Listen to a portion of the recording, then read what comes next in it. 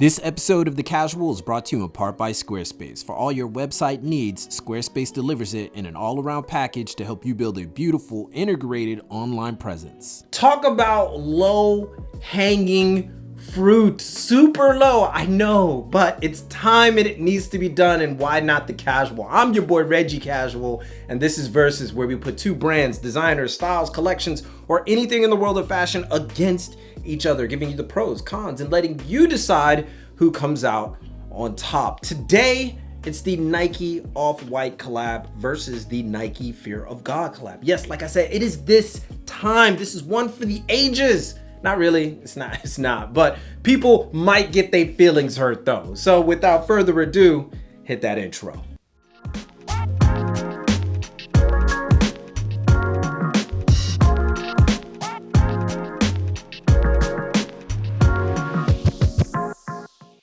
Nike Off-White, you know what it is, no question. Off-White may have given Nike the shot in the arm, or maybe both companies gave themselves a shot in the arm, the one that both companies needed. At the time, Nike was getting hammered by the Ultra Boost, and Jordans were as saturated as the fat you eat. Nothing was going right until Nike reached out to Virgil, gave him the keys to some of their most cherished silhouettes, and he and his team went to town. I mean, the best part of town, the best one, like the best parts of Los Angeles or New York. The 10 has been regarded by many as one of the most definitive drops of all time. Sneaker all time, that is. But was it dope though? That's always the question. I mean, everything is subjective, but the response was overwhelming. The deconstructed look in quotation marks was a hit, and it propelled Virgil to a new stratosphere. Love him or hate him, and I know there's one person on this channel that absolutely hates him. And of course, it would be straight blasphemous if the Jordan 1 makeover wasn't mentioned. That was my Stephen A impersonation. Stephen A, shout out to him. Long story short, the shoe was probably the most notable Jordan in years, and that's saying a lot because Jordans are everywhere and they come out all the time. However, Off-White itself has one distinct issue. It clearly has a shelf life, and one has to wonder how long the considerably loud look of the collection will hold up over time, especially with other designers taking their own liberties with Nike as well in their own collaborations. Plus, let's be real, the clothing collection, because this is the entire thing, left a lot to be desired and wasn't nearly as a hit as the shoes. Yes, they sold out, but that was a given. But timeless is not something you can associate with the Off-White Nike apparel collection. That being said, the sneakers were still wildly popular, even today, with even more variants slated for the future, adding to their success. And while the hype for Off-White itself has dimmed considerably, the collab with Nike still is a home run for both parties, so that's worth mentioning. That was Off-White Nike, but before we get into the next, let's hear about that collab between Squarespace and The Casual. They know a little bit about Versus or building websites. Just listen to it. In the fashion industry, the competition is fierce, and your presentation has to look solid from jump. That's where Squarespace comes in. Beautifully designed templates, easy to use web building tools, and social integration make Squarespace the perfect choice for the budding entrepreneur or even the savvy professional. Plus, by using our link, squarespace.com/thecasual, you could save 10% when you start. So get that business off the ground the right way and use Squarespace today. The Nike Fear of God collab was one of the most anticipated and surprising moments that everybody wants to see and are immediately hyped about. Like no matter how it was gonna turn out, it was going to be popular. Everybody knew this. At the time, Jerry's Fear of God was in major growth mode, having already had PacSun diffusion lines, Vans and Converse collabs were already stacked up, Essentials was coming out soon, and a steady stream of influential backing was just around the corner. Fear of God Nike was both brands at their peak, and it delivered in more ways than one. The first drop, the Nike Air Fear of God 1s and the shoot-arounds. The sheer popularity of Fear of God sold these out immediately. But that question comes up again. were they dope though?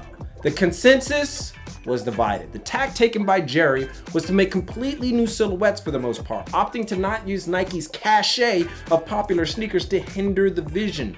The one exception were the Skylons. One could say it was incredibly ambitious. But the power of the collab wasn't simply with the sneakers. The apparel collection was everything Fear of God plus Nike. If you loved either brand, you were treated with some love. If you loved both labels, effing heavenly chef's kiss. The issues, however, stem from Fear of God's controversial take. Not really controversial, but the take. The silhouettes were different, and that comes with its issues of being hit or miss. And for many people, it was exactly that. While the premier Air Fear of God ones was wildly successful, the shoot-arounds, moccasins, and skylons, and I believe that other one, I forgot that other one, all had considerably less fanfare than the Prime release. Add to the fact that the Prime sneaker, the Air Fear of God ones, again, are designed for the perfect basketball foot. It's either that or the damn shoes were made from the same material as Thor's hammer Mjolnir, because putting the things on and off, I have to say this, takes godlike strength. It's a shame because we thought Fear of God meant something totally different. Turns out you must be mighty and you must be Thor or Chris Hemsworth. Either one, choose one. But end all be all, the aesthetic for the entire collection was on point. It was pure. It was a pure collection. All pieces fit well, and it was incredibly well thought given the Jerry look. The question is, how well thought out was it for you? So that's the take. But what did you have to say? Let's go ahead and head over to your comments. All right, again, I want to thank you guys for joining in on the comment section for this. You guys had some incredible responses. The poll ended up being Off-White winning considerably, but your comments said otherwise. Those of you who did comment, actually many of you were down for Jerry Lorenzo's Fear of God for a variety of reasons, but I think the contention started when it was like, what are we counting? Something that's more influential or something that's more creative? And most people were like, the most influential one was Off-White for sure, but the more creative one was Jerry Lorenzo's Fear of God Nike collaboration, mainly because they were new silhouettes. So coming from you, we have Son of Iris. All right, he says the Nike X Fear of God took the sneaker world by surprise, but Virgil has done more in general, like the original The 10, which brought the focus back to Nike. And since then, people like Jerry, Chitose Abiy Sakai, Union, and Travis, to name a few, have kept the conversation focused on Nike collabs since. Most people don't even care about a sneaker Nike drop unless it's a collaboration of some sort. Do we get the revival of SBs without Virgil? Very, very good point. I have to add that influence is definitely something that we should consider in this argument. If you have a collection like the Off-White Nike collaboration that becomes so incredibly influential that it kind of spurs this movement of collaborations that everybody wants to have, you got to take that into account. I mean, you have to admit that the Off-White Nike collaboration did do that. But does that mean it's better though? Even though I always have to grind on that. Like, just because it's influential, does it mean it's better? I'm not so sure. I don't know if I believe in that wholeheartedly, but it's definitely an argument that needs to be, examined and considered.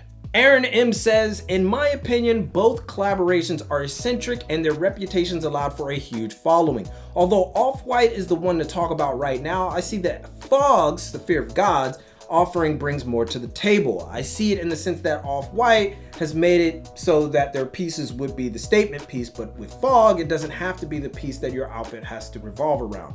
Fog has the versatility and originality, which is why I choose Fog over Off-White. Man, that was a mouthful, and that's, I think, what a lot of people who chose Fog over Off-White feel. If you had never known that Jerry Lorenzo did that collaboration with Nike, you would just assume that it was a Nike shoe that they came up with. And this is why I think you have so many different variations of the Prime sneaker, the Air Fear of God ones. The only time that you actually see Fear of God on is like right on the heel. This comment right here, I think you make a very valid point. I like your comment and you really delve deep into it. It's a very, very good take. And finally, Joyde, I don't know how to say your name, Joyde88, I'm sorry, forgive me. Your comment was, it's getting tiring. please tone it down with all this Nike off-white fog, like talk about something else. All right, let me say that right. I think you said, it's getting tiring. Please tone it down with all the Nike off-white fog. Like, talk about something else.